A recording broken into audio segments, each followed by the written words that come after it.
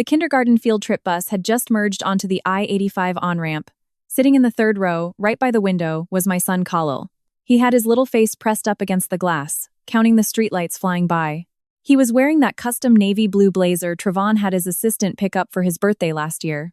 The tags were still on it when they tossed it on the shoe rack, and I had to steam it 3 times just to get the creases out. But Khalil treated that blazer like it was pure gold. Every time we stepped out the house, he had to wear it. He rubbed the shiny gold buttons on the collar so much they gleamed. He told me the reason once. "Mama, Daddy bought this. If I wear it, Daddy will be able to spot me in a crowd in a heartbeat." He didn't know that blazer was just something Trevon's assistant grabbed off a rack at Saks Fifth Avenue. It was even a whole size too big. I was sitting right next to him when my phone buzzed. A text from Trevon. "Don't come pick him up after the field trip. Let the driver take Khalil straight to his piano lesson."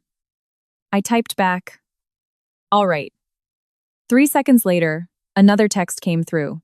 "Chantel's daughter Nyla is on that bus too. Keep an eye on her for me, Chantel, his high school sweetheart. She moved back from overseas 3 months ago, bringing her 4-year-old daughter with her."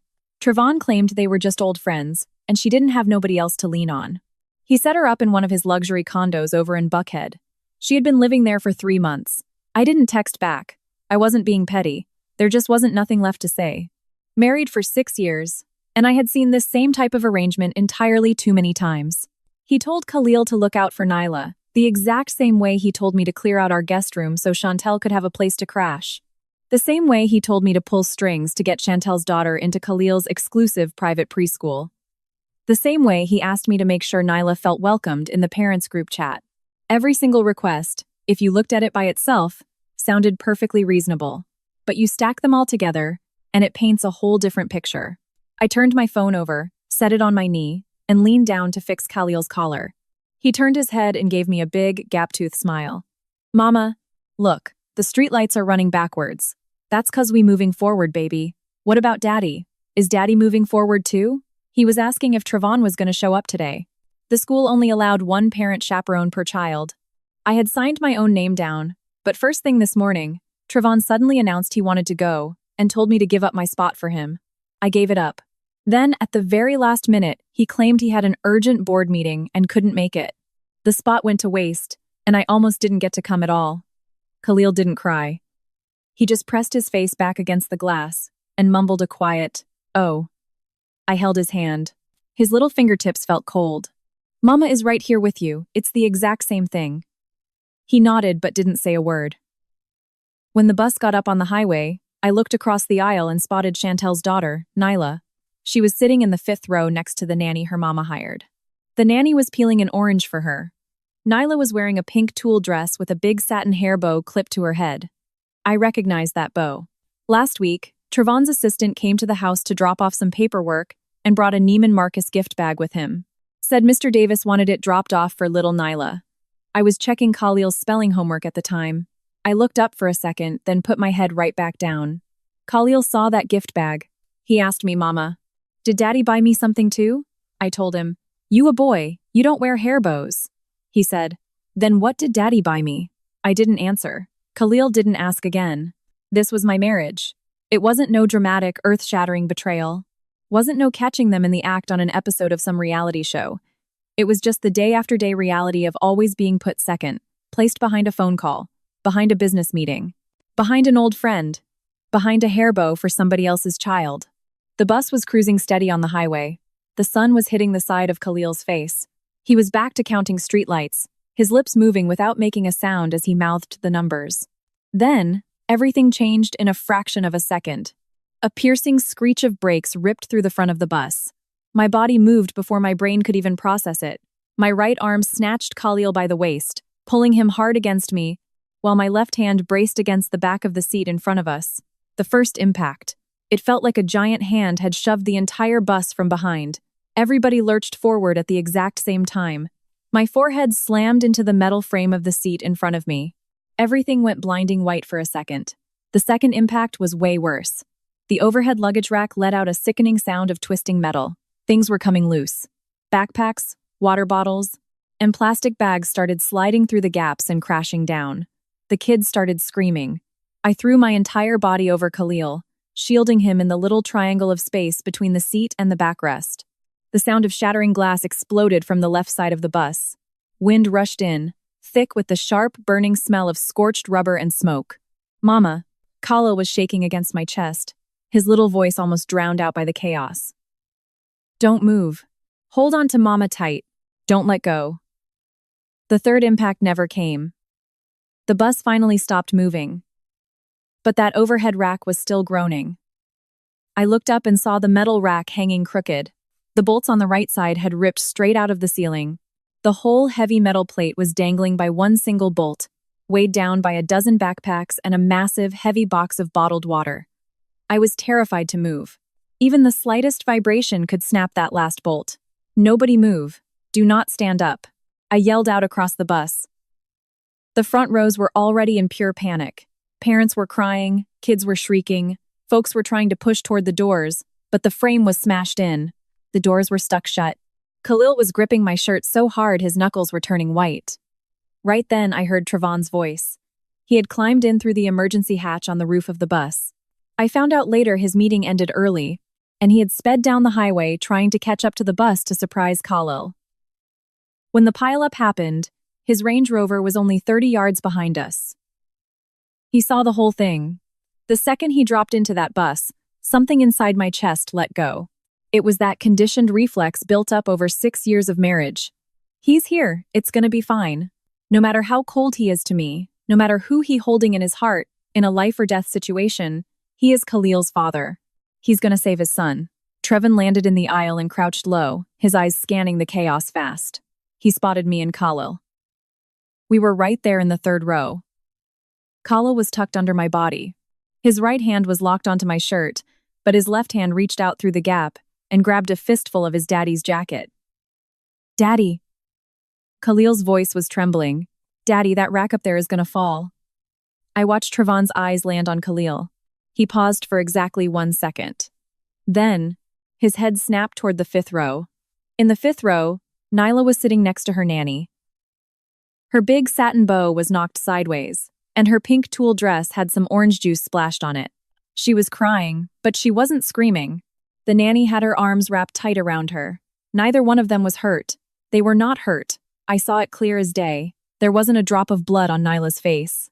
Her arms and legs were moving fine, and her nanny was right there holding her. But Trevon was already moving. He reached down and grabbed Khalil's hand, the one clutching his jacket. He didn't just gently brush it away. He pulled. Khalil wouldn't let go. A 5-year-old boy, terrified out of his mind, can pull with a strength you wouldn't believe. His 5 little fingers were dug into that fabric so deep his fingernails were turning white. "Daddy, please don't go." Trevon didn't say a single word. He used his right hand to peel Khalil's fingers back, one by one.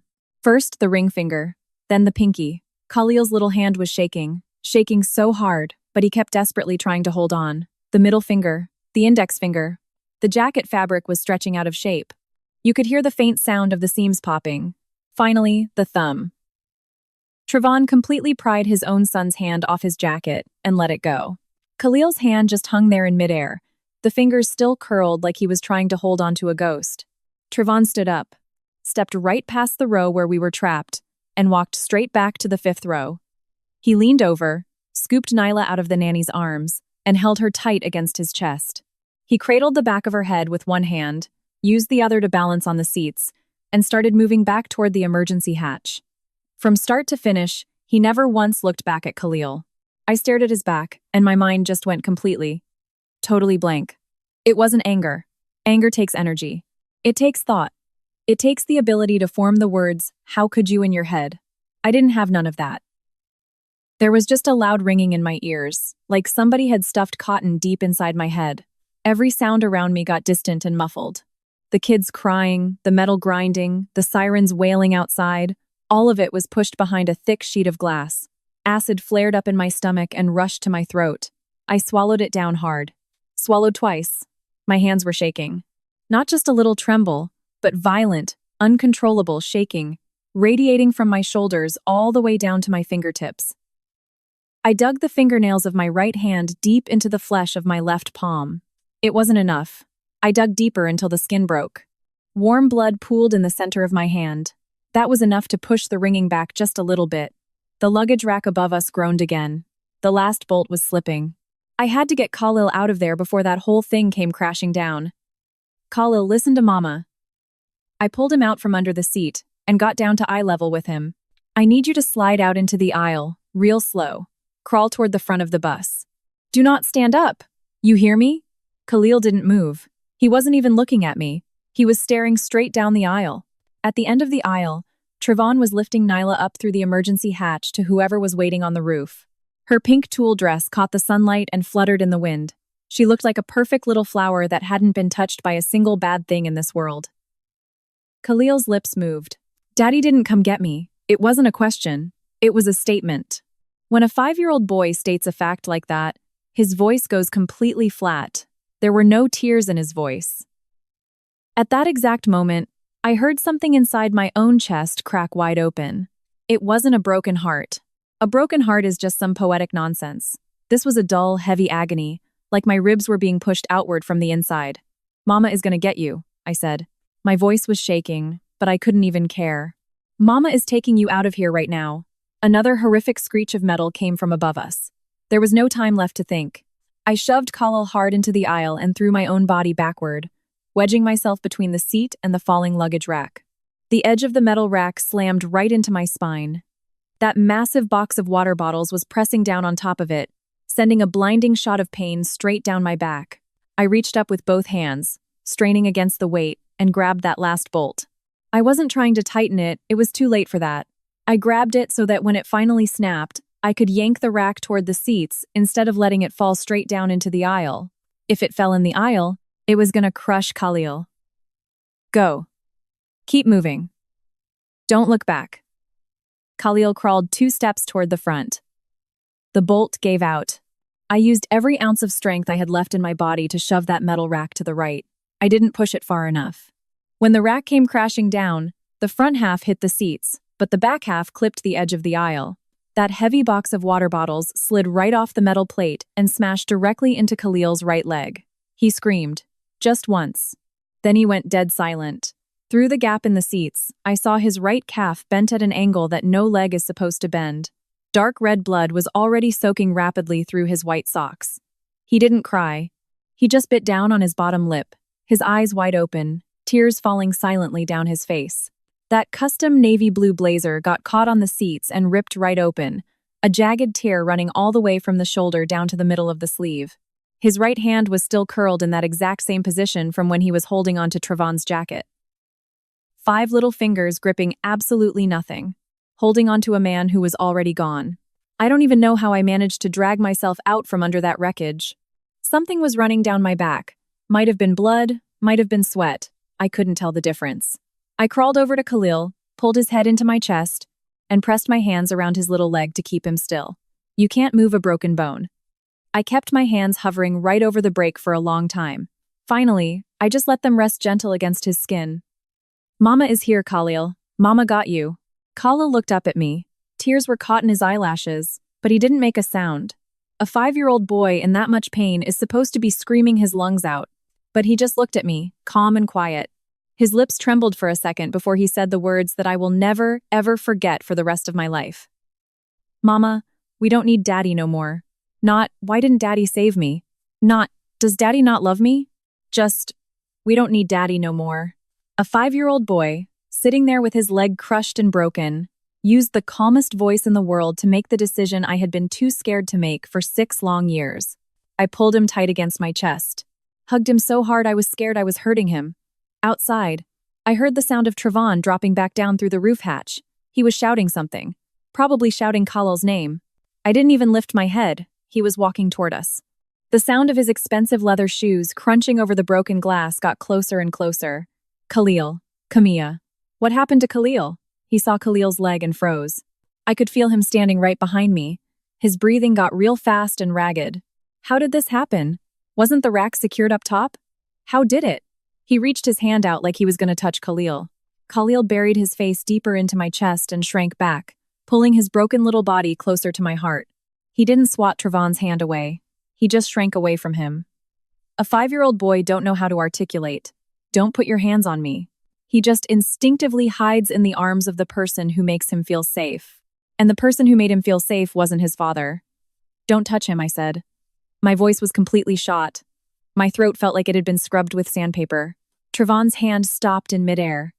"Camilla, his leg is broken." I didn't look at him. I kept my head down, resting my chin on top of Khalil's head, keeping my hands hovering over his right leg to make sure nobody bumped it. "Compound fracture in his right calf." Every word came out flat. I wasn't trying to suppress my emotions. I literally just didn't have the energy to use any other tone. Trevon's breathing hitched. Then, the rescue workers finally pried the bus doors open. When they brought the stretcher in, I carefully lifted Khalil onto it. He had a death grip on my hand, so I walked right beside the stretcher the whole way out. When we passed the 5th row, I saw out the corner of my eye that Nyla was already gone. The nanny was gone too. The only thing left on the seat was an orange that had rolled onto the floor. Perfectly intact. Nyla didn't have a single scratch on her. From the beginning to the end, she was perfectly fine. Meanwhile, my son's leg got crushed and broken. Because in the absolute worst moment of his life, his father peeled his fingers back, let him go, and ran to save somebody else's child who didn't even need saving. In the back of the ambulance, the EMTs were putting a temporary splint on Khalil's leg. He was in so much agony he was sweating bullets, but he clamped his jaw shut and didn't make a sound. He just held onto my hand for dear life, and I held right back. Trevin got in the same ambulance. He sat on the bench across from us, his face looking gray and drawn. His lips were pressed into a tight, thin line. His eyes stayed glued to Khalil's leg. He opened his mouth a few times like he wanted to say something, but I didn't give him the room. "Mr. Davis." He flinched. 6 years of marriage, and I ain't never addressed him like that. "Nyla doing all right?" He stared at me for a long time. His lips parted, but no sound came out. A few seconds passed before he finally spoke. She didn't get hurt. That's good." I said that, and didn't look at him again. I bowed my head and rested my forehead against Khalil's little hand.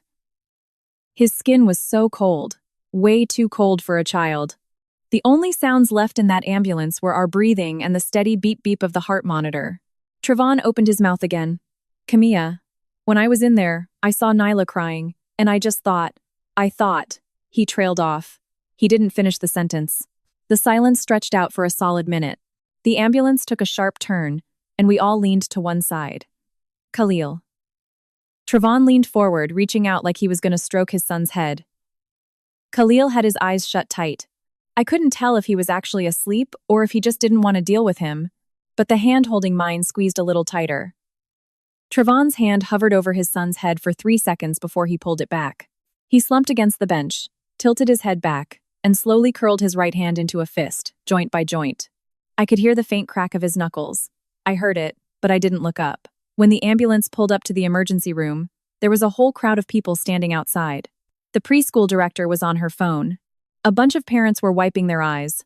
The second they rolled the stretcher out, I heard Chantel's voice cutting through the noise. "Trevon, how is Nyla? I just got here." They said there was a crash.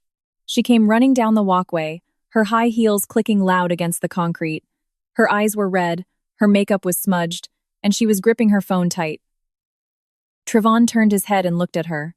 The moment he laid eyes on her, his feet stopped moving. The EMTs were still pushing the stretcher forward.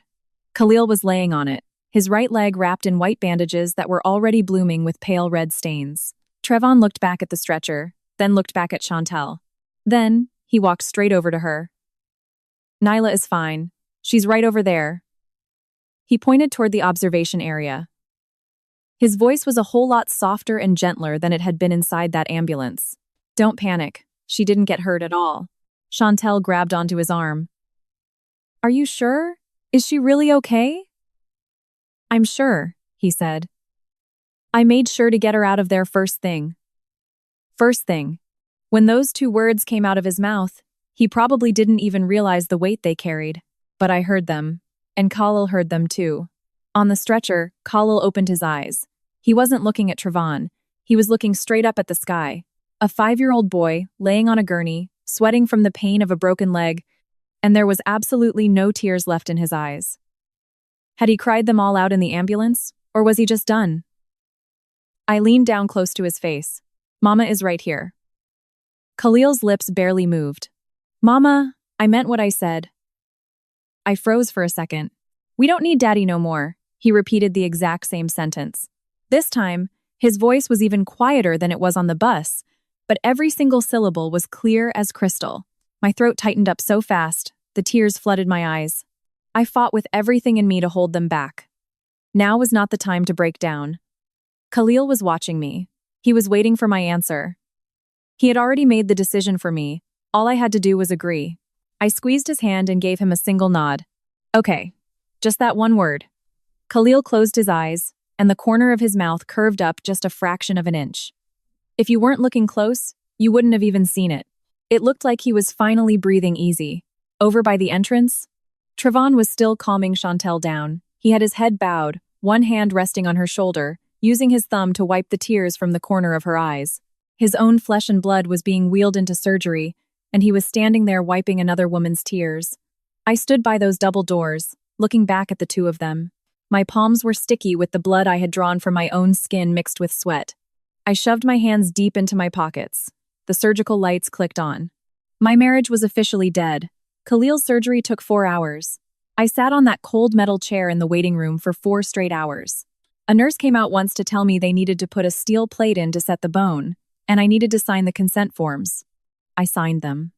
My hand was shaking so bad my signature looked like chicken scratch. The nurse gave me a look but didn't say nothing. Trevon never showed up at those doors. For 4 hours, he never came to check. I wasn't surprised. But when they finally rolled Khalil out, he appeared. The doors swung open, and Khalil was lying flat on the hospital bed, his right leg encased in a heavy cast and an external fixator frame running from his knee down to his ankle. The anesthesia hadn't fully worn off yet. His face was ghostly pale, his lips were chapped, and his eyelids were half closed. I stood up and walked alongside the bed, keeping my hand on the railing. Footsteps echoed behind me. Leather shoes hitting the hospital tiles. Walking faster than usual. How did the surgery go? What did the doctor say? Trevon's voice chased after me. I didn't stop walking, and I didn't turn around.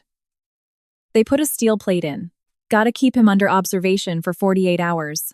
I'm asking about his recovery. Is it going to affect how he walks? Doctor said recovery is 3 to 6 months. He caught up and walked right beside me. Out the corner of my eye, I noticed he had changed his shirt. That jacket Khalil had gripped so hard the seams popped was gone. He was wearing a fresh, crisp white button-down, buttoned all the way up. Camilla, can you stop walking for a second and talk to me? I stopped. Not because he told me to, but because they were turning the bed into the recovery room and the nurse was adjusting the IV pole. I couldn't get past her. Trevon stood next to me. He looked through the door at Khalil. His eyebrows were pulled tight. He pressed his lips together, let them loose, and pressed them tight again. I already had my assistant contact the top orthopedic specialist in the state.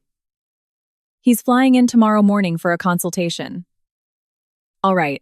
Thank you, Mr. Davis. His footsteps halted.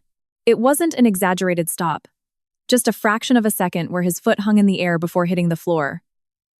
What did you just call me? Mr. Davis? He turned his whole body to face me. I turned to look right back at him. 6 years. I knew his angry face better than I knew my own. His jaw locked up, that deep crease between his eyebrows showed up, and he looked down at me from his height. He was 6'2". I was 5'4". He had been using that angle on me for 6 years. What kind of game are you playing right now? I ain't playing no games. Then why are you calling me Mr. Davis? Because you are Mr. Davis. His right hand twitched. He curled his fingers in, then let them out. Because of what happened on the bus?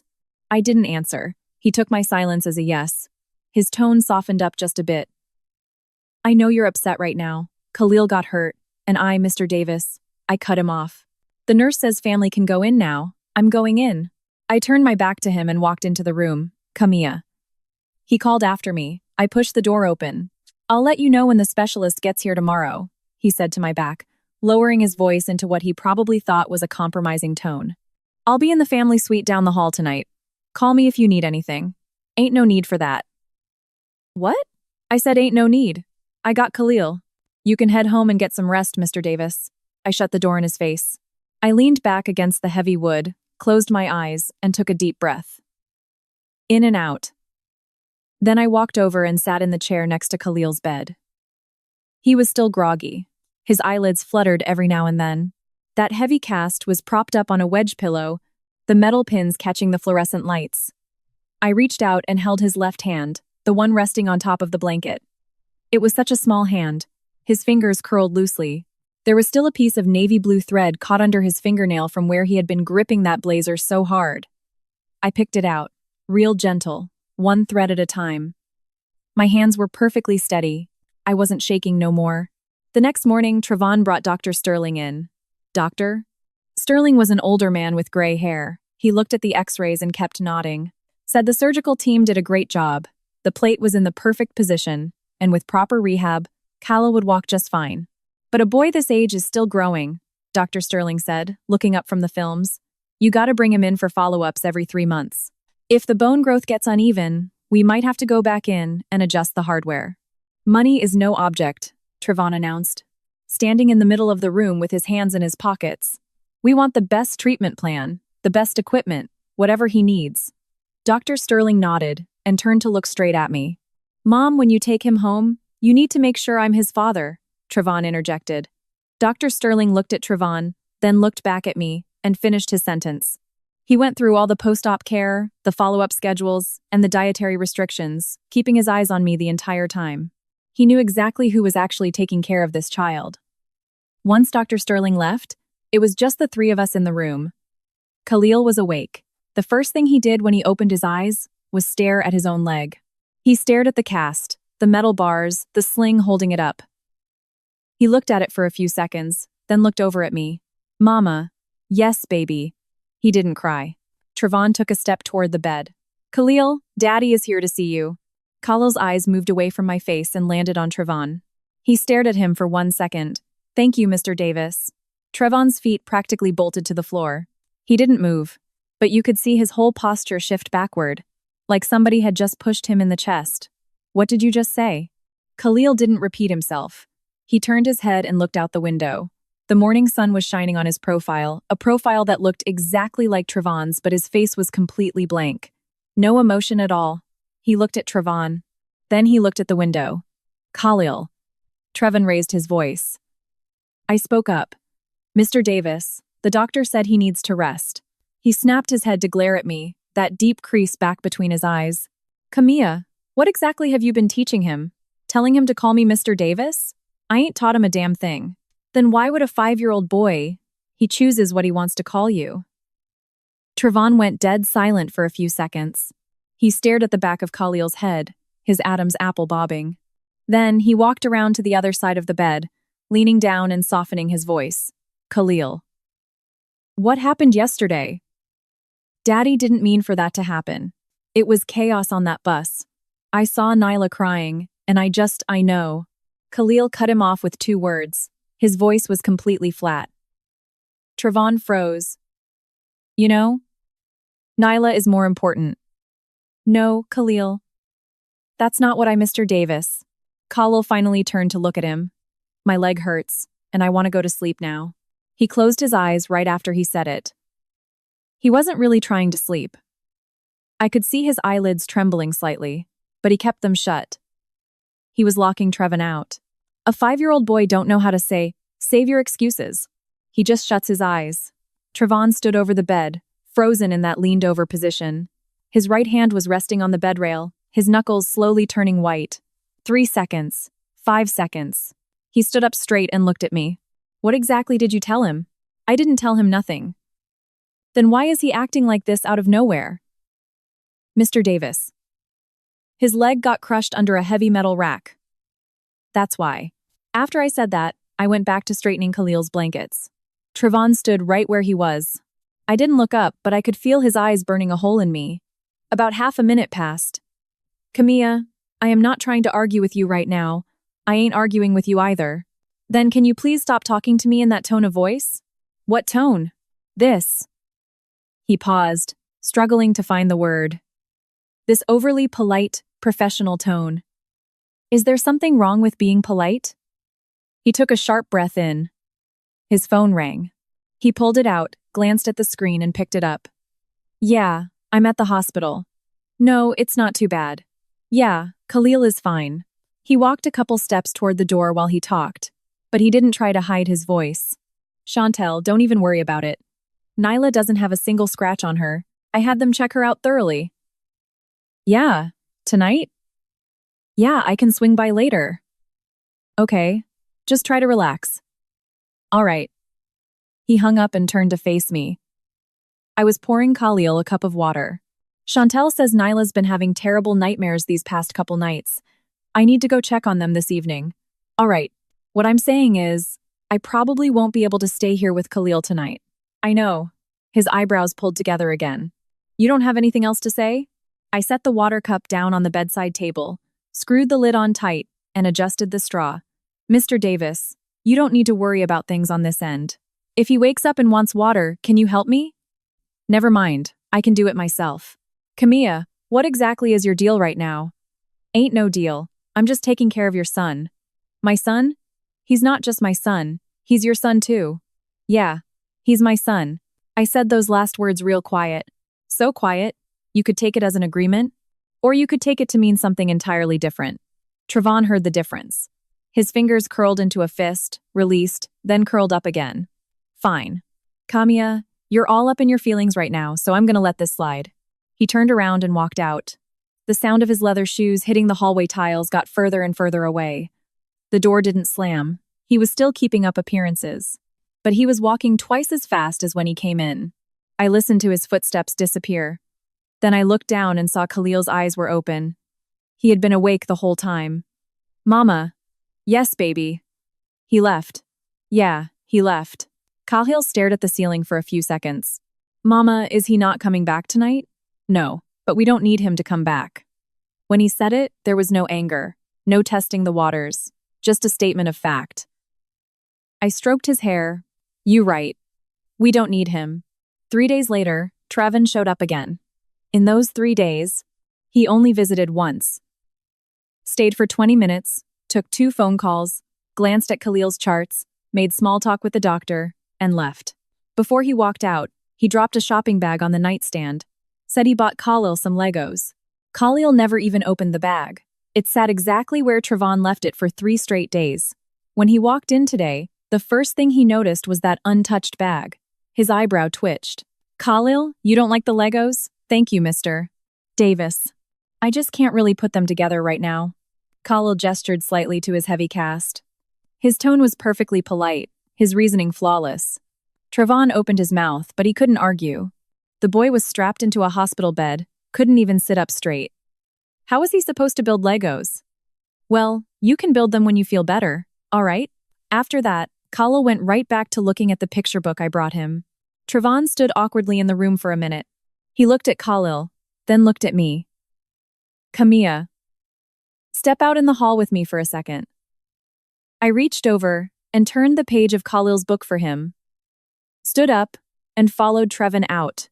The hallway was quiet, save for some nurses chatting at the station down the way. Trevon leaned against the wall, crossing his arms over his chest. I'm gonna ask you one question, and I want a straight answer. Go ahead. Is this whole attitude because of Chantel? What attitude? Stop playing dumb. His voice carried a heavy dose of irritation. Me getting Nyla into Khalil's preschool. Me setting Chantel up in that condo. What happened on the bus? Are you holding all of that against me? I looked him dead in the eye. I ain't holding nothing against you. Then why are you acting like this? Like what? Like this? He dropped his arms and waved his hand in the air between us, trying to describe something he couldn't quite put his finger on. No crying, no arguing, no yelling. You're being more compliant than you've ever been, but it's... He didn't finish the sentence. I gave him 2 seconds. It's what? He didn't answer. The silence stretched between us. Mr. Davis, I said, did you call me out here to discuss Khalil's rehab plan or what? I came to. He stopped himself. Can you please stop calling me Mr. Davis? What you want me to call you? That question hung in the air for a good few seconds. His Adam's apple bobbed. Call me Trevin. You always used to call me Trevon. Used to. Yeah, I used to call him Trevon. Trevon, dinner's ready. Trevon, don't forget your umbrella. When he came home from the office at 2 in the morning, and I was so exhausted I couldn't even keep my eyes open, I'd still mumble, Trevin, you made it home. Used to. Mr. Davis, I said, about Khalil's rehab. Doctor. Sterling gave us two options. One is conservative observation, reevaluate in 3 months. The other is, that's enough. He cut me off, his voice rising a whole octave. One of the nurses down the hall looked up at us. He caught himself, lowered his voice, but the tone was even darker. Camilla, it's like I don't even know who you are right now. 6 years. You have never treated me like this before. Like what? Like... He clenched his fists, then relaxed them, like I'm a complete stranger. Do you feel like you ain't one? When I said that, my voice was so soft, it almost sounded like an offhand comment. But the moment Trevon heard it, his entire face shifted. It wasn't anger. It was an expression I hadn't seen on his face in all 6 years of marriage. Something hovering right between confusion and deep insecurity. The corner of his right eye twitched. What the hell is that supposed to mean? Don't mean nothing, Camilla, Mr. Davis. Which option are we going with? I need to let the doctor know. He stared at me. I stared right back. Then, he said something that almost made me laugh out loud. Are you acting like this just to get me to pay more attention to you? He really believed that. He genuinely believed that my calm, professional, unbothered demeanor was just some high-level reverse psychology, some calculated tactic to make him chase me. He thought I was waiting for him to bow his head and apologize, just like every other time over the last 6 years when he neglected me. I would suffer in silence for a few days, then build him a bridge to cross over cooking his favorite meal, or warming up a cup of milk and leaving it outside his home office door at midnight. He thought this was just another one of those times. I swallowed all the words I had ready in my throat, because I realized I didn't have a single thing left to say to this man. Mr. Davis, option 1 or option 2? His jaw muscle jumped. Option 2. All right.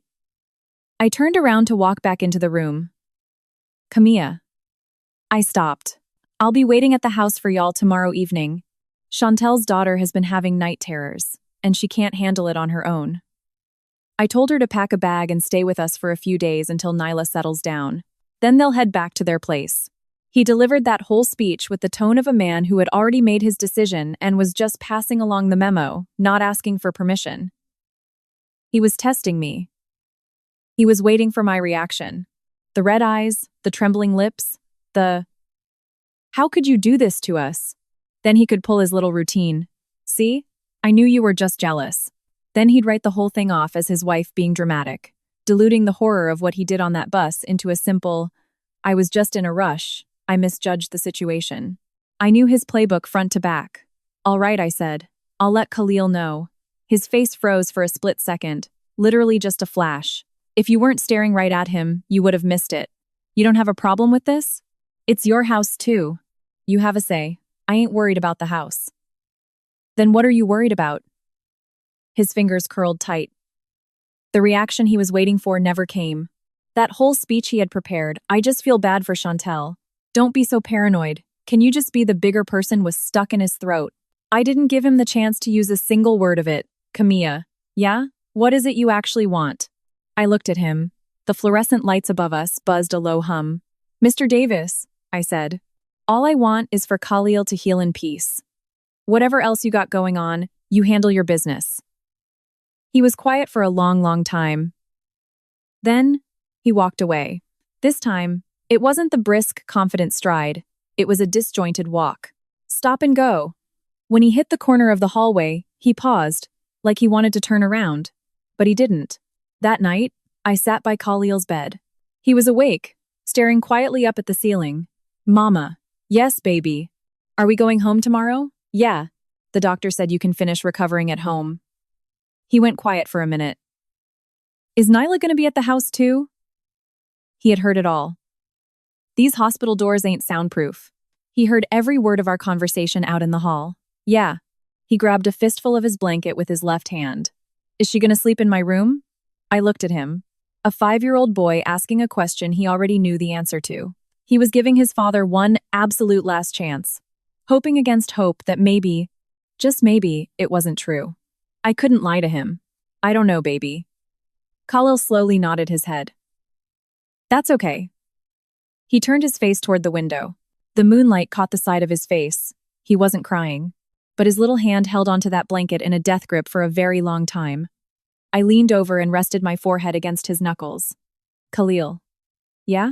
Mama promises you something, and I'ma make it happen. He let go of the blanket and gently rested his hand on top of my hair. My 5-year-old baby was trying to comfort his mama. I swallowed hard, sat up straight, and grabbed my phone from the bedside table. I opened up my notes app. There was a folder I made 3 days ago called To Do. Line 1. Contact offshore trust lawyer. Done. Line 2. Liquidate domestic index funds. Done. Line 3. Khalil's passport and visa applications. In progress. Line 4. Draft divorce papers. In progress. Line 5. Confirm enrollment at the new international school. Pending. I added a new line at the bottom. Line 6. Start packing bags tomorrow when we get to the house. I locked my phone and set it down. Khalil had already drifted off to sleep. His breathing was soft and steady. His left hand slid off my hair and rested gently on top of the blanket. All 5 fingers spread out, completely relaxed. He wasn't holding on to nothing no more. The day we went back to the house, Chantel was already moved in. When I pushed Khalil's wheelchair through the front door, there were 2 extra pairs of shoes on the rack. A pair of cream-colored designer heels placed right in the center, and a pair of little pink Mary Janes right next to them. Khalil's Jordans had been shoved all the way to the bottom shelf. I bent down, pulled his sneakers out, set them straight, and pushed his chair into the living room. Chantel was sitting on the couch, brushing Nyla's hair. She had on a soft cashmere cardigan, looking real cozy and natural, like she owned the place. When she saw us, she stood right up. "Camilla, y'all are back." She called me Camilla, not Mrs. Davis, just Camilla. Real friendly-like. "How is Khalil doing?" She leaned over to look at his leg, wearing this exaggerated expression of pity. "Oh my goodness, that cast is so big. That must be so uncomfortable, baby." Khalil didn't even look at her. He was scanning the living room. Or rather, he was looking for something. The little bookshelf that used to sit right next to the TV stand was still there, but all his books were gone. His picture books and reading workbooks had been replaced by a stack of fancy coloring books and a bright pink pencil case. "Chantel, where are Khalil's books?" I asked. "Oh, those?" Chantel's voice dripped with fake apology. "Nyla had so much stuff. I asked the housekeeper to put them in the storage room for now." "Don't be mad, Camilla. As soon as Nyla's new cubby arrives, I'll have them bring his books right back. Don't worry about it." I pushed Khalil's chair toward his bedroom on the east wing of the 2nd floor. When we opened the door, everything looked normal. His bed, his desk, and that little piano by the window were all exactly where they were supposed to be. Khalil let out a quiet sigh. He didn't say it out loud, but I saw his shoulders drop an inch in relief. I lifted him onto the bed and made sure his leg was propped up nice and comfortable. I set his favorite book, The Little Prince, right next to his pillow. "Mama's gonna go downstairs and start dinner. You just rest, okay?" "Okay." When I was walking down the stairs, I heard Chantel on her phone near the landing. "Yeah, I already moved in. Trevon said I can stay as long as I need to. Yeah, the room with the sunroom gets the most beautiful light. Nyla is absolutely gonna love it." She was talking about Khalil's playroom. 2 years ago, Trevon hired a contractor to enclose the massive 2nd-floor balcony into a glass sunroom. That was where Khalil had his Lego table, his easel, a whole wall of toy bins, and his little pop-up tent. Khalil loved hiding in that tent with a good book. I was the one who paid that contractor. Trevon's assistant forgot to wire the money, and after the guy called 3 times asking for his check, I just paid him straight out of my own account. Khalil didn't know none of that. All he knew was that Daddy built him a castle. I stood on the stairs for a few seconds, then kept walking toward the kitchen. Trevon got home at 8:00 p.m., 2 full hours earlier than his usual time. The second he walked through the door, Nyla jumped off the couch and ran to him. "Uncle Trevon." He squatted down, caught her, and lifted her up with one arm, laughing. "Well, look at you. Somebody's in a good mood today." Nyla threw her arms around his neck, giggling loud. He spun her around the living room. Khalil was upstairs. His wheelchair was sitting at the top of the stairs. He couldn't get down, and nobody came to bring him down. I carried his dinner up to him on a tray. Trevon sat on the couch with Nyla on his lap. Chantel sat right beside him. They were talking and laughing about something. I was at the kitchen sink washing dishes, so I couldn't hear every word, but every now and then a phrase floated through the house. Nyla drew a picture today. "Chantel, please, make yourself at home. This is your house. This is your house." I rinsed the last plate, set it on the drying rack, dried my hands, and walked upstairs. Khalil was sitting on his bed. The door was closed. He wasn't reading, and he wasn't playing with any toys. He was just listening to the sounds coming from downstairs. Mama. Yes, baby. Daddy. He caught himself and corrected it. Mr. Davis came home. Yeah, he did. Did he come up here to see me? Not yet. Khalil nodded. That's okay. He said it again. The exact same calm, flat tone he used in the hospital bed. I sat down next to him and opened my phone. Attorney Sterling had sent me an email. The attachment was the confirmation letter for the offshore trust account. The investments I had quietly built up over these 6 years, combined with the inheritance my own daddy left me before I got married, totaled about $2.5 million. It was all securely transferred into that offshore account. Trevon didn't know that money existed. For the last 6 years, all the household expenses went on the American Express card he gave me. He deposited $8,000 into that account every single month. I barely spent half of it. The rest, I never put into any account he could track. I opened a separate brokerage account in my maiden name, using a phone number he didn't even know I had. I didn't start doing that because I was planning an escape route. I started doing it because of what happened our first winter as husband and wife. I was running a 103-degree fever, shivering out of my mind. I called him, begging him to come home and take me to the clinic. He said he was busy, told me to call an Uber. I dragged myself to the urgent care, got an IV, and came home to an empty house to make my own soup. When he finally got home that night, he smelled like a perfume that definitely wasn't mine. I didn't ask no questions. But from that day forward, I started saving my money. It wasn't because I was playing some grand game of chess. It was because I was terrified. A woman with absolutely zero financial independence in a marriage can't even get her husband to come home when she's burning up with a fever. That reality sent a chill straight down my spine. So for 6 years, I saved every penny I could. Compounding interest did the rest. Trevon couldn't find a dime of it. I closed the email and locked my phone. The next afternoon, I was in Khalil's room helping him with his reading workbook. The door swung open. Trevon was standing in the doorway, Chantel and Nyla right behind him. Khalil, Trevon said, using that tone of a man delivering a final verdict. Nyla is going to be staying with us for a while. She gets scared of the dark, and the sunroom gets the best morning light. I had the housekeeper clear your toys out so Nyla can take that room. Khalil's pencil stopped moving. He didn't look up. Where did my toys go? In the storage room in the basement. When Nyla goes back home, we'll bring them back up. Since you got that cast on your leg. Trevon paused. We'll just wait till you're all healed up to bring him back. The doctor said 3 to 6 months. Khalil. Trevon's voice got a little heavier. Daddy told you about this. Nyla doesn't have a father. It's only right that we take care of her. You're a boy, you need to be a little more generous. Khalil finally looked up. He stared at Trevon. A 5-year-old boy, his face completely composed. You right, Mr. Davis. He put his pencil down and pointed to the corner of his room where his Lego table, his easel, and that little pop-up tent were sitting. You can go ahead and take all this stuff too. Trevon frowned. I didn't say we were taking that. If Nyla is staying in the sunroom, she's gonna need more space. This stuff is just taking up room in here anyway. Chantel chimed in from the doorway. Oh, no, you don't need to move Khalil's things from his bedroom. We just need the sunroom. That's more than enough. We just need. Khalil ignored her completely. He kept his eyes on Trevon. Mr. Davis, what about the piano? What? Is Nyla taking piano lessons? Chantel stepped up again. Yes, she actually just started. And it works out perfect since Mr. Henderson comes on Wednesdays and Saturdays. Khalil cut her off. His voice wasn't loud, but it was crystal clear. If Nyla is taking lessons too, our times are going to conflict. Trevon glanced at Chantel. Chantel looked down, wearing a perfectly calculated look of distress. Khalil, Trevon said, with your leg in a cast, you ain't going to be able to sit at the piano for a while anyway.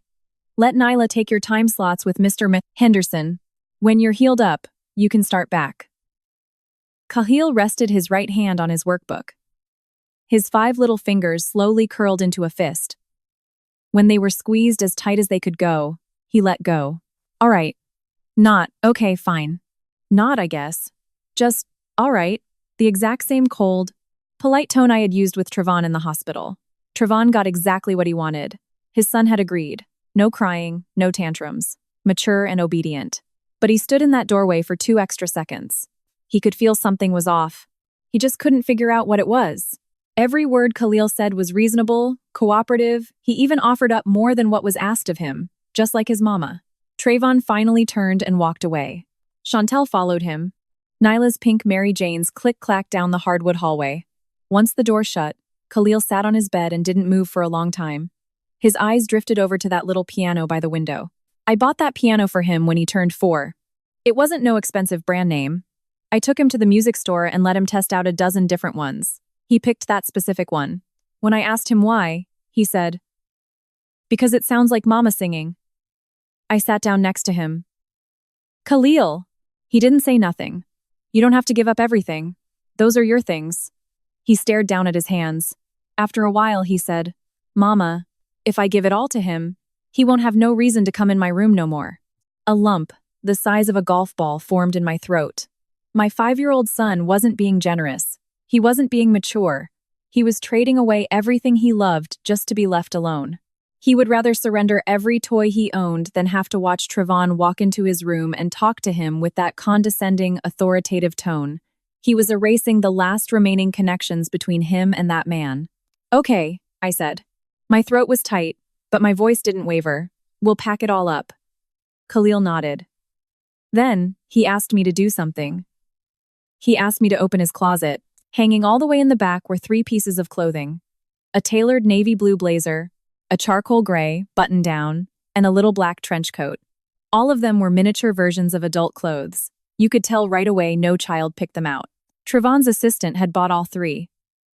Khalil pointed at the navy blue blazer, the one he wore the day of the crash. The shoulder was still ripped open. The bottom hem was stretched out and deformed from where he gripped it.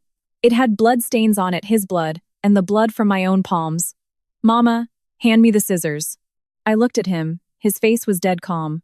I grabbed the child-safe safety scissors from his pencil box and handed them over. Khalil took them with his left hand. His right leg was too heavy with the cast, so he had to do it one-handed. He laid that blazer across his lap and started cutting from the collar. One snip, the collar tore open. Another snip, the seams at the shoulder ripped apart. Third snip, the sleeve fell off. He cut slowly. The fabric was thick, and the safety scissors weren't sharp. His fingers were turning white from how hard he was pressing. But he didn't stop. Snip by snip, strips of navy blue fabric fell onto his cast, onto the bedsheets, onto the floor. Next was the charcoal gray shirt, then the black trench coat. He shredded all 3. He gathered up all the torn pieces of fabric, piled them together, and dropped them into the little trash can by his bed. Then he handed the scissors back to me. "Mama, can you put the trash can outside in the hallway?" I picked up the trash can and set it out in the hall, right across from the sunroom door. Whenever Trayvon walked out of that sunroom, he was gonna see it. And he did. "What is this?" Trayvon's voice rang out down the hallway around sundown. I walked out of Khalil's room. Trayvon was standing over the trash can, staring down at the shredded fabric. He recognized that navy blue material. He recognized the blazer he told his assistant to buy. His fingers twitched. "Khalil did that," I said. "Why?" "You can ask him yourself." He pushed Khalil's door open. Khalil was sitting on his bed, his workbook in his lap, writing his letters. "Khalil." Trayvon's voice was tense. "Why did you cut up your clothes?" Khalil looked up at him. "I don't need 'em no more." "What do you mean you don't need them? I bought those for you." I gave up the playroom, the piano lessons, and all my toys. Khalil's voice was even, pronouncing every word clearly. "The clothes are the same thing. I don't want nothing Mr. Davis gave me. Now Nyla has enough to use." Trayvon stopped breathing for a second. "Khalil, I didn't tell you to cut your clothes up." Khalil stared right at him. Those eyes, identical to Trevon's, were completely void of any emotion. "I just don't want them no more."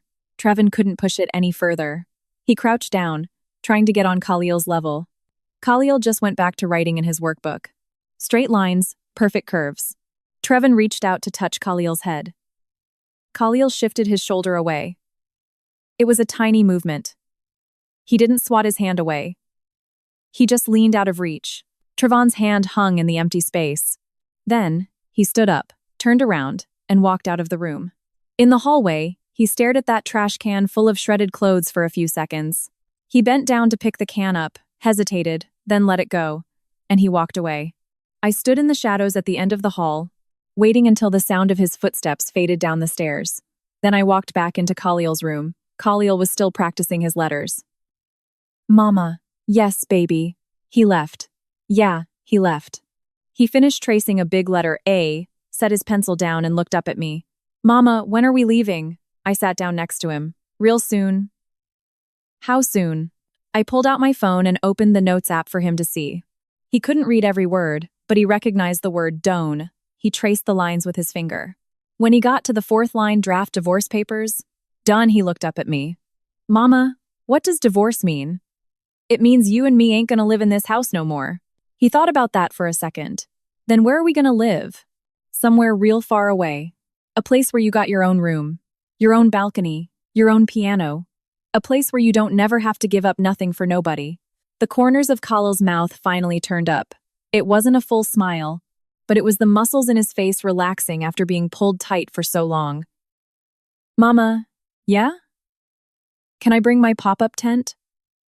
It was the only thing in this whole house he hadn't given away. Trevon didn't even know that tent existed. I bought it at a swap meet for $15. It wasn't some high-end designer piece. It was just the spot Khalil loved to curl up in and read. Since Trevon didn't know about it, he couldn't take it and give it to Nyla. Of course you can. He nodded and picked his pencil back up. I stood up and walked over to his little desk. Tucked way in the back of the bottom drawer, hidden under a stack of drawing paper, was a small lockbox. The passcode was Khalil's birthday. I opened the box and placed the documents Attorney Sterling overnighted to me inside. The offshore trust confirmation, Khalil's passport, the enrollment letter from the new international school in Accra, and the freshly drafted divorce papers. I locked the box, shoved it back to the bottom of the drawer, and covered it with the drawings. I looked back at Khalil. He was focused on his workbook. His heavy cast was propped up on a pillow, the folded pop-up tent sitting right next to it. Outside the window, the lights in the sunroom clicked on. Chantel was in there decorating Nyla's new space. You could hear Nyla's laughter muffled through the glass. Khalil didn't even glance toward the window. He just kept tracing his letters. Perfect, straight lines. Monday morning, I took Khalil to his preschool to formally withdraw him. Khalil was sitting in his wheelchair, his cast sticking out from under his sweatpants. He was wearing a light blue hoodie I bought him at Target for $20. It had 2 little bunny ears on the hood. He absolutely loved it. Said it made him look like a fast rabbit. The front steps of the preschool didn't have a wheelchair ramp. I had to lug that heavy chair up 3 concrete steps by myself. When we got to the front desk, the receptionist recognized Khalil right away. Camilla, how is Khalil's leg doing? We've all been so worried. He's doing a lot better, thank you. I'm here to process his withdrawal. The receptionist blinked, caught off guard. Withdrawal? Oh. Well, we need both parents' signatures for that. Does Mr. Davis know? I'll sign my half right now, and I'll take the paperwork home for him to finish. She hesitated for a second, but handed me the forms anyway. I leaned over the counter and filled it out. Under reason for withdrawal, I wrote 2 words. Family reasons. I signed my name, and she took the clipboard back. Just have Mr. Davis sign the bottom line and bring it back whenever you can. I turned Khalil's chair around to head out the door. Just as we got to the entrance, we ran straight into Trevon. He had just stepped out of a black Escalade. Right behind him was Chantel, holding Nyla's hand. Nyla was wearing a brand new dress, her hair done up in 2 little puffs, skipping along the sidewalk. Chantel was carrying a designer tote bag. Trevon saw me and Khalil. His footsteps noticeably slowed down. His eyes flicked to Khalil's wheelchair, then to the manila folder in my hand. A corner of the withdrawal form was sticking out. What are y'all doing here? He asked, handling some paperwork. His eyebrows furrowed. What kind of paperwork? I didn't answer. The preschool director came bustling out of her office. When she saw the crowd at the door, her face lit up with a massive, professional smile. Oh, Mr. Davis. You came to drop Nyla off yourself today. She hurried over, her eyes darting between Trevon and Chantel, sizing up the situation in half a second. She crouched down to look at Nyla. Look at you, Nyla! Don't you look just like a beautiful little princess today? Nyla got shy and hid behind Chantel's legs. The director stood back up and turned her megawatt smile on Chantel. You must be Nyla's mother. You are absolutely gorgeous. You and Mr. Davis look so wonderful together. Chantel smirked. She didn't correct her. Neither did Trevon. He just stood there, one hand resting gently on Nyla's shoulder, the other tucked in his pocket. The picture-perfect father. The director finally noticed me and Khalil standing there. She knew exactly who I was. For the last 2 years, I was the only parent who ever showed up for Khalil. Parent-teacher conferences, field trips, paying tuition, it was always me. She had never once seen Trevon at a single school event. Oh, Kamiya, you're here too. Her voice instantly dropped a whole octave, sounding polite but cold. Yeah, just handling some paperwork. What paperwork? Trevon spoke up from the side. What paperwork? 2 people asking the exact same question at the exact same time. I handed the manila envelope to the director. Withdrawal forms. We just need the secondary guardian signature. The director opened the envelope, took one look at the form, and her fake smile froze. Withdrawal? Trevon pulled his hand out of his pocket. What do you mean, withdrawal? Khalil's withdrawal form. My voice was perfectly steady. I already signed my part. You just need to sign the bottom. Who told you you could pull him out of school? I did. He is doing perfectly fine here. Why are you withdrawing him? Family reasons. Exactly what I wrote on the paper. Trevon stared at me for 3 seconds. His jaw clenched, and that vein in his forehead popped up. Kamiya, do you really think because I've been busy these last few days that you can just Mr. Davis? I cut him off. Just sign the paper. I'm not signing a damn thing. Then I'll take it to the courts and file for sole educational custody. He was stunned. The director was stunned. A few parents dropping off their kids stopped in their tracks and started staring. Kamiya, have you lost your mind? Trevon lowered his voice, but not enough to keep the people around us from hearing. What exactly are you trying to do? I didn't say the word divorce. I said I'm withdrawing my son from school. Those are 2 different things. You really think you can just pack up and walk away with Khalil? He is my son. He is? 2 simple words. Light as a feather. But they stopped Trevon dead in his tracks. He stared at me, his Adam's apple moving up and down. I knew exactly what he was thinking. For the last 2 years, the only emergency contact listed in Khalil's file was my name. Trevon never came to a single parent-teacher meeting. The teachers didn't even know his last name, because Trevon insisted on keeping his private life strictly confidential.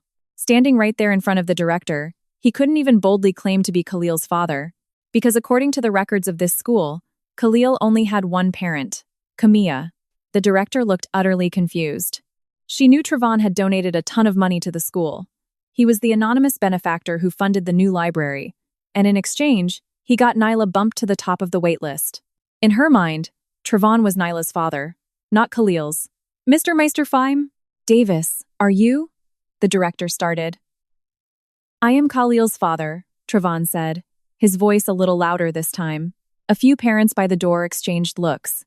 Khalil had been sitting quiet in his wheelchair this whole time. Mama, let's go.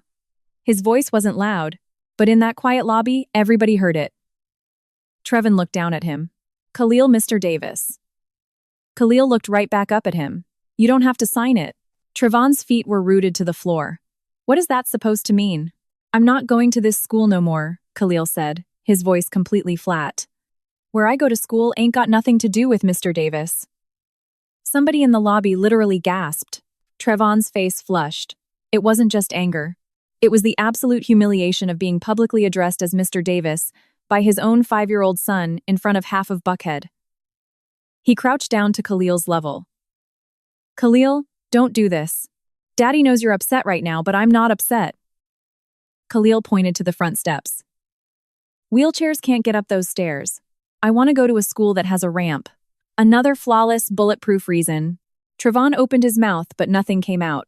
Chantel finally stepped in. She put on her best sympathetic voice and said, Kamiya, Khalil's leg is still healing. Why don't you just let him rest at home for a while?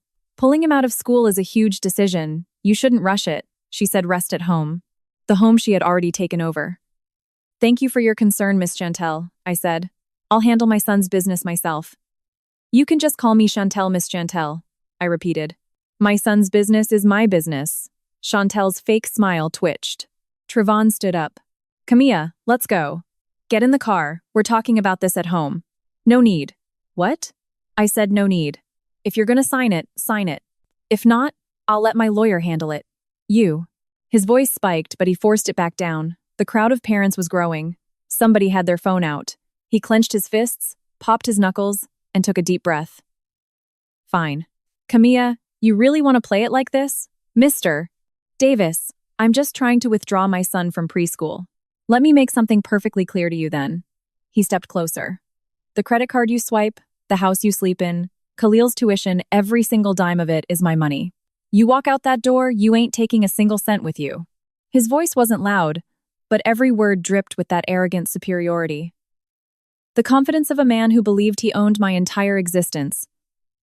In the past, that tactic worked. Every time he threw the "I pay for everything" line in my face, I would swallow my pride and back down. Because on paper, it was the truth. The Amex was in his name. The deed to the house was in his name. The tuition came out of his checking account. In everybody's eyes, I was a jobless, broke housewife completely dependent on him. He was dead certain I couldn't leave. All right, I said. He waited for me to say something else. I didn't. Just, all right. His brow furrowed deeper. Did you not hear a word I just said? I heard you. The card, the house, the tuition. It all belongs to Mr. Davis. So I don't want none of it. His fingers went stiff. What? I reached into my purse, pulled out that heavy Platinum American Express card, and dropped it right on the receptionist's counter. The metal clanked against the wood. I won't be needing the card. The house is yours, I won't be staying there. I'll pay for Khalil's school myself. The credit card slid across the desk and stopped right in front of Trevon. He stared down at it. He knew exactly how much was in that account. He deposited $8,000 a month into it. He really thought this was the leash that kept me tied to him. He had absolutely no idea that I never, not for 1 second, looked at that card as my only lifeline. Camilla, do you honestly believe you can raise Khalil all by yourself?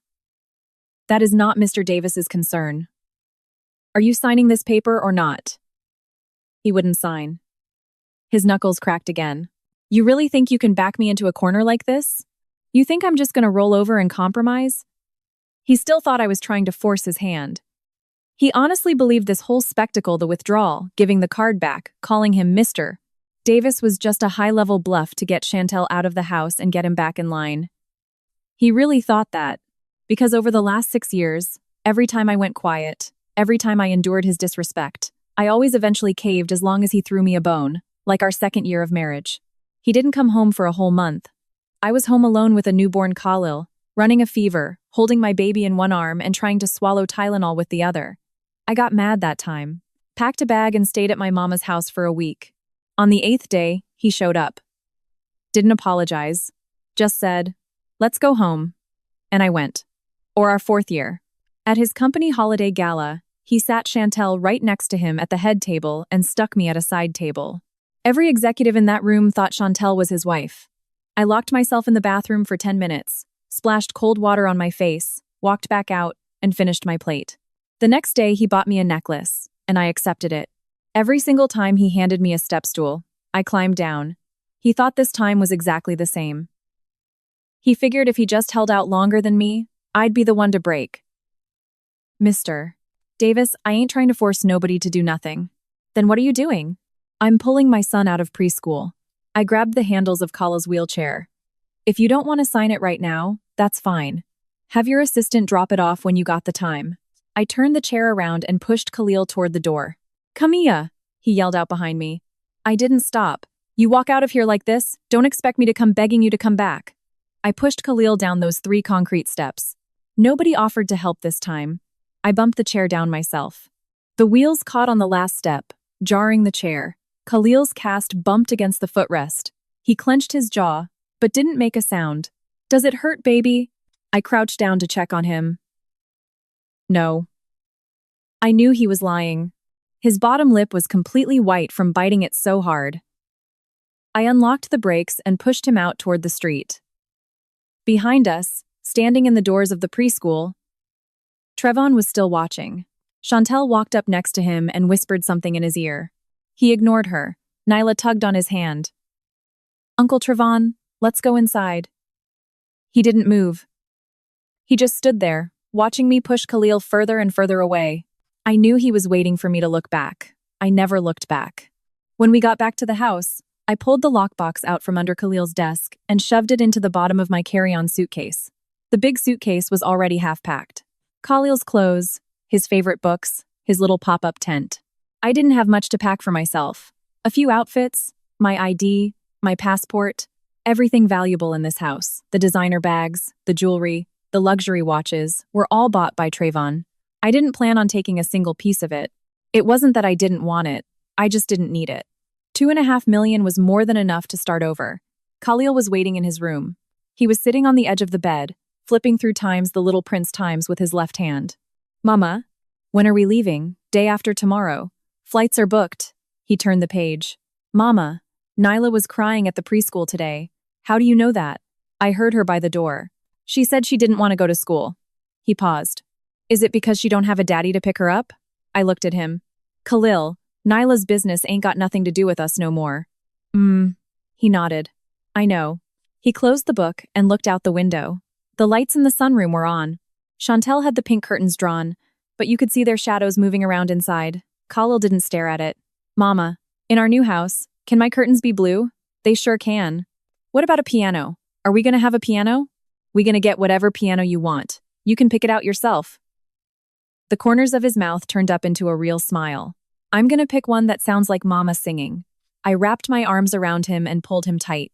He tucked his little head right into the crook of my neck. He was so warm. His heavy cast rested against the bed, the cold metal frame brushing against my arm. I held on to him and didn't let go.